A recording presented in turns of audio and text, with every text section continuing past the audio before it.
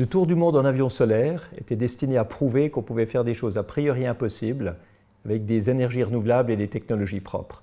Mais c'était plutôt symbolique.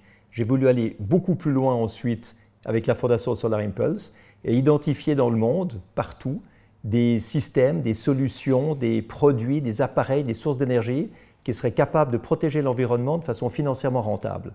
On s'est donné le but d'en trouver 1000.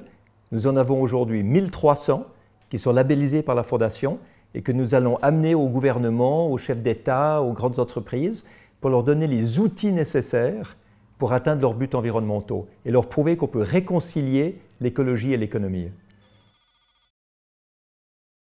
Wagabox et sur quels critères? Wagabox a été une des premières solutions qu'on a labellisées à la Fondation Solar Impulse. C'était en 2018 déjà. On était enthousiasmés de voir arriver cette solution qui était en même temps logique et écologique et qui répondait à tous nos critères parce que c'est un processus de labellisation très rigoureux qui est certifié par Ernst & Young. Et la solution doit répondre aux critères de crédibilité. Ça doit être crédible aujourd'hui, ça ne doit pas être une vague idée pour le futur. Ça doit être commercialisable maintenant ou déjà commercialisé.